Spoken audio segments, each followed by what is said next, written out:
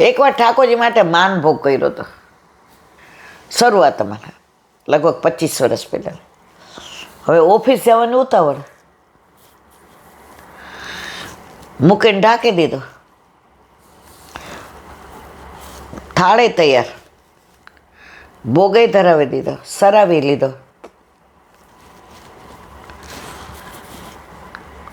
બહાર આવી, સાડી પહેરતી હતી. મેં કીધું હવે ઉથાપન ભોગનું બેવો ને શેન ભોગનું દૂધ ધરાવો. તો દૂધની તપેલી અને માનભોગની બાજુમાં હતું. તો ભૂલમાં મેં ઓલી તપેલી ઢાંકેલી હતી ને દૂધની, એના બદલે ઓલું માનભોગનું ખોલ નાખ્યું. મેં કીધું આ તો રહી ગયું. ફરી ગરમ કર્યું, સેજ દૂધ ને ઘી નાખીને, અને ઠાકોરજીને શેન ભોગમાં ધરાવ્યું. તો મારા ઠાકોરજી કાંઈ ગુસ્સો ન કર્યો, ખીજાણા નહીં, રોઈઠા નહીં, એના બદલે મને કાંઈ પનિશમેન્ટ ન કર્યું. ઉલટાનું મને જાણે એમ કીધું હોય કે આજે તે સુખડી ધરાવી હતી ને એટલે સારું થયું શેન ભોગમાં તે મને માનભોગ ધરાવ્યો. આપણા ગુણને પણ અવગુણમાં લેવો આપણો પ્રભુ. અને અન્ય દેવને વાંકવું પડે તો દક્ષ પ્રજાપતિનો યજ્ઞ ઊંધો થાય. તો આપણી તો હું વાત કરવી મારા વાલા. એક દેવી ભક્ત બ્રાહ્મણ તેના લગ્ન થયા. સ્ત્રી બ્રહ્મા રહેતી હતી, તેથી તેની રક્ષા કરવા દેવીની સપ્તસતીનો પાઠ કરતો. તેમાં તે ભૂલથી દેવી રક્ષિતાના બદલામાં દેવી ભક્ષિતા બોલતો. જો આ બધુંય ગ્રંથ કહે છો, હું નથી કહેતી બધું. દેવી તો માગેલું આપે, તેણે તેનું સ્ત્રીનું ભક્ષણ કરી લીધું. બોલવામાં ફેર થયો ને. આપણે તો આપણા ઠાકોરજી તો આપણા દોષ આમ જોતા જ નથી. આપણે સર્વોત્તમ સ્તોત્ર કરતા હોઈએ કે આ કેટલી ઉચ્ચારમાં ભૂલ કરીએ છીએ, પણ આપણો વલ્લભ, આપણા ઠાકોરજી, આપણા યમુનાજી, આપણા વિઠ્ઠલ ક્યાંય આપણા દોષ સામો જોતા નથી. આમ 3 સ્ત્રીઓ એક પછી એક નાશ પામી. પછી દેવીની આરાધના કરીને પૂછ્યું, ત્યારે દેવીએ કહ્યું કે તે જે માગ્યું તે મેં દીધું. અમે ફક્ત તથા શું કહીએ કે માગ્યો ને દઉં છું, તારું માગેલું આપું છું. આ સાંભળીને બ્રાહ્મણને પોતાની ભૂલની ખબર પડી. તો મારા વાલા, અન્ય દેવ દેવતા તો આવા છે. આપણા ઠાકોરજી આપણા અહિતનું ક્યારેય આપતા જ નથી. આપણા હિતનું હોય ને એ જ આપે છે. ઘણીવાર આપણને એમ થાય, પ્રેસનો ધંધો હતો, ટેન્ડર ભરે એટલો રાજી હોય, મમ્મી આ વખતે તો એટલા સરસ ભાવ ભર્યા છે, હવે તો પ્રેસ બંધ કરી દીધો. અને ટેન્ડર ખોલે ત્યારે એક નવા પૈસા માટે આપણે રહી ગયા હોઈએ, થોડોક નર્વસ થાય. હું કહું ઠાકોરજી આપણા હિતમાં કર્યું. ત્યારે થોડો નાનો હતો એટલે મારે સામો જુએ. હું કહું હા બેટા. પછી અઠવાડિયા પછી છાપામાં આવે કે એમાં કૌભાંડ હતું. ઠાકોરજીએ બચાવ્યા ને મારવાલા. આવીને મને ભેટી પડે, મમ્મી તારી વાત સાચી છે. મારા વાલા, બધાય વિશ્વાસ રાખજો, દ્રઢ વિશ્વાસ. આપણા ઘરે, આપણા માથે બિરાજતા આપણા ઠાકોરજી ક્યારેય આપણું અહિત નહીં કરે, નહીં કરે અને નહીં કરે. આજે દીકરો ગમે એવું આપણને વૃદ્ધાશ્રમમાં મૂકી ગયો હોય ને અને મળવા આવે ને, બહાર બેઠો હોય, હલાતો ન હોય, લાકડી લઈને આપણે જઈએ મળવા, ચોરું કચોરું થાય, માવતર કમાવતર ન થાય. આપણા ઠાકોરજી આપણું ક્યારેય અહિત કરે નહીં. બોલો વલ્લભાધીશ.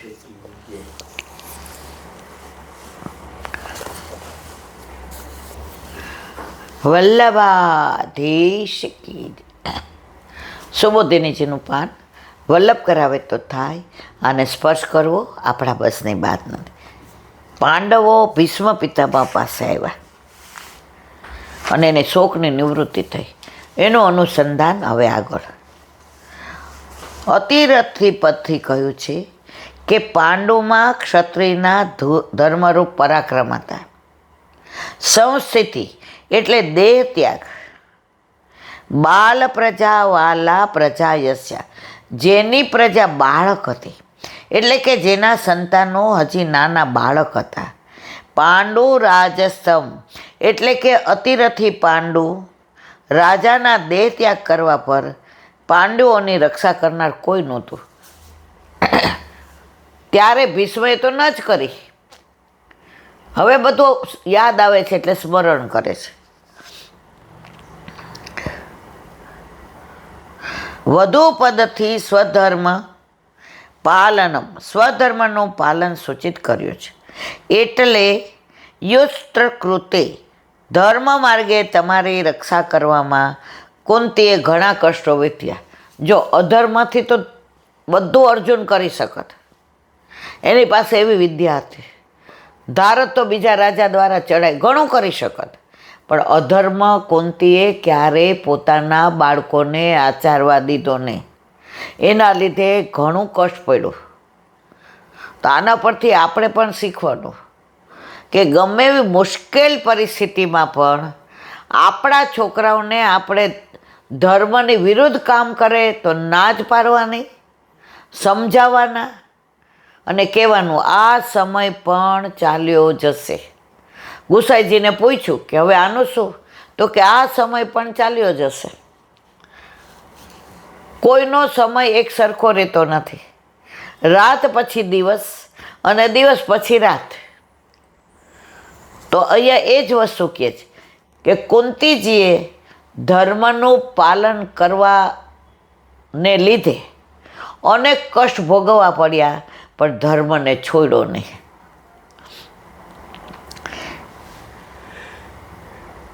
માદ્રીના જોડકા પુત્રો બહુ નાના હતા. કોણ?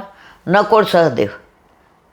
જો કર્ણ લગ્ન પહેલાંનો કુંવારા, યુધિષ્ઠિર અર્જુન અને ભીમ એ પોતાના, અને નકુળ સહદેવ માદ્રી જે પાંડુના બીજા પત્ની હતા,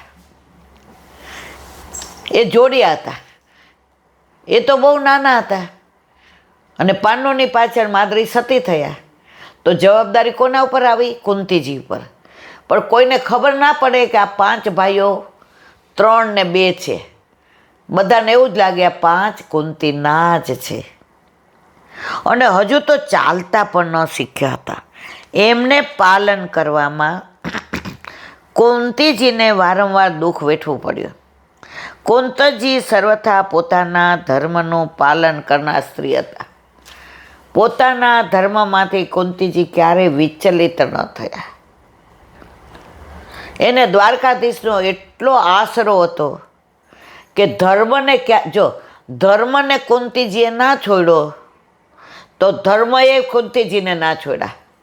જ્યારે ધર્મ અને અધર્મનું યુદ્ધ થયું તો ધર્મ જીતી ગયો. કારણ કુંતીજીએ ક્યારેય અધર્મ આચર્યો નહોતો. અને પોતાના બાળકોમાં પણ એવા જ સંસ્કાર હતા કે ધર્મ છોડીને અધર્મના માર્ગે જીત મળતી હોય તો આપણે લેવી નથી. માટે તમારામાં ક્ષેત્ર દોષ તો જરાય નથી. આમ તમારા દુઃખનું બીજું કોઈ કારણ નથી. તો તમે જ અમારા દુઃખનું કારણ છીએ. અમે જ તમારા દુઃખનું કારણ. જો ભીષ્મએ અહીંયા કન્વિન્સ કર્યો. તમે કાંઈ દોષ કરો ને પછી તમે માફી માગેલી અથવા વ્યક્ત કરી દો તો એ દોષ નથી રહેતા પછી. તો ભીષ્મએ કીધું આ બધી તમને તકલીફ પડે એનું કારણ અમે જ છીએ. એટલે તમારા દુઃખનું કારણ અમે જ છીએ. એ તમને દેખાય પણ તે કારણ નથી. એટલે તમારા દુઃખનું કારણ તમારા નસીબ છે એવો ભીષ્મ પિતામહનો અભિપ્રાય. અમારે કેમ આવું કરવું પડ્યું? અમે નિમિત્ત બન્યા, પણ તમારા દુઃખનું કારણ તમારા નસીબ છે. જોડિયા 2 બાળકો જન્મ્યા હોય, એક જ મિનિટના અંતરે, એક જ નક્ષત્ર હોય, એક પળ હોય, ઘડી હોય, નામે એક ઓલામાં આવતા હોય, માય એક હોય, કોખ એક હોય, દવાખાનું એક હોય, ખાટલો એક હોય, તો એક આઈએસ બને અને એક રિક્ષા ચલાવે. કેમ? ઉછેર એ જ માએ કર્યો છે. ભણાવ્યા છે જ માએ, પણ જેનું નસીબ હોય એવું એને મળે. તો ઓલાના નસીબમાં પૂર્વજન્મમાં એવા કર્મો કર્યા હતા, આઈએસ બની ગયો, અને આના કર્મો એવા હતા આને રિક્ષા ચલાવે. તો ભીષ્મ પિતામહ કહે છે અમે આવું કર્યું એનું કારણ અમે તો નિમિત્ત છીએ, બાકી તમારા નસીબમાં દુઃખ લખાયેલું હતું. કારણ વિના કાર્ય થતું નથી. તો તમારા દુઃખનું શું કારણ હશે એનો વિચાર કરે છે. બરાબર છે. સર્વકાલ કૃતમ મન્યે ભવતામ યદ્યદય પ્રિયમ સપાલો યદ્દસે લોકો વાયુર્યુ ઘનાવલી. અર્થ, તમારે જે દુઃખો ભોગવવા પડ્યા છે એનું કારણ કાળ છે હું માનું છું. કોણ કહે છે? ભીષ્મ પિતામહ. જેમ વાદળોની હારમાળા વાયુને આધીન છે, તેમ ઇન્દ્રાદિ સહિત બધા લોક કાળને વશ છે. સુબોધિનીજી, આધ્યાત્મિક, આધિ દૈવિક, આધિ ભૌતિક ત્રણેય પ્રકારના અમારાથી થયેલા અથવા બીજાથી થયેલા દુઃખ એ બધા કાળે કરેલા છે. એટલે કાળને લીધે જ તમારે આ બધા દુઃખ ભોગવવા પડ્યા છે એમ હું માનું છું. વળી કાળ માત્ર નિમિત્ત જ નથી, જ્યોતિષશાસ્ત્રમાં પણ એવું પ્રતિપાદન કરવામાં આવ્યું છે કે જે પણ કંઈ બને તે કાળથી જ બને છે. અહીં શંકા થાય કે દુઃખના લોક, કાળ, કર્મ, સ્વભાવ તેમજ ઈશ્વર એવા ઘણા કારણો કહેવામાં આવે છે. તે બધામાંથી અમારા દુઃખનું કારણ કાળ છે એમ કેમ કહો છો? ત્યાં કહે છે મન્યે, મને એમ લાગે છે. પ્રમાણમ અંતઃકરણમ પ્રવૃત્તમ, અંતઃકરણની પ્રવૃત્તિઓ એ જ પ્રમાણ છે. એ વાક્ય અનુસાર મેં મનમાં નિશ્ચય કર્યો છે કે તમારા બધા દુઃખોનું કારણ કાળ છે. બોલો વલ્લભાધીશ કી. શ્રીમદ ભાગવત. અને મને દંડવત પ્રણામ કરું છું. चंद्र सरोवर पे सूरदास जी के द्वार पे मेरा दंडवत प्रणाम. सुरभि कुंड पे परमानंदास जी के द्वार पे मेरा दंडवत प्रणाम. जमुनावता पे संकर्षण कुंड पे कुंभन दास जी के द्वार पे मेरा दंडवत प्रणाम. बिच्छू कुंड पे कृष्णदास जी के द्वार पे मेरा दंडवत प्रणाम. कदम खंडी पे गोविंद स्वामी के द्वार पे मेरा दंडवत प्रणाम. अप्सरा कुंड पे चित्त स्वामी के द्वार पे मेरा दंडवत प्रणाम. मानसी गंगा पे नंददास जी के द्वार पे मेरा दंडवत प्रणाम. रुद्र कुंड पे चित्रबुद्ध दास जी के द्वार पे मेरा दंडवत प्रणाम. व्रज विलास व्रजनी गोपिकाओं ने मारा दंडवत प्रणाम. हे वल्लभ, સવારથી અત્યાર સુધી સેવા, સ્મરણ, સત્સંગ જે પણ તે કરાવ્યું તે તારા ચરણારવિંદમાં સમર્પણ કરું છું. ભૂલ અપરાધ થઈ હોય તો ક્ષમા કરજો. બોલો વલ્લભાધીશ કી જય. દ્રઢઈતા ચરણ કેરો ભરોસો, દ્રઢઈના ચરણ કેરો. શ્રી વલ્લભનખ ચંદ્ર છટાબિન સબ જુગમાં જ અંધેરો ભરોસો, દ્રઢઈના ચરણ કેરો. साधन और नहीं आकली में चासु हो निवेरो. सूर्य का कहे द्विविध आंधरो, बिना मोल को चेरो भरोसो, દ્રઢઈના ચરણના, દ્રઢઈના ચરણના, દ્રઢઈના ચરણના કેરો. વલ્લભાધીશ કી છે. બધા આમાં હે વલ્લભ, આજનો આ સત્સંગ તારા ચરણારવિંદમાં સમર્પણ કરું છું. ભૂલ અપરાધ થઈ હોય તો ક્ષમા કરજો. આ મારા વલ્લભની વાણી અને ભૂલો એ મારી. બોલો વલ્લભાધીશ કી જય. બધાય વૈષ્ણવને જાજા કરીને જય શ્રી કૃષ્ણ. જય શ્રી કૃષ્ણ.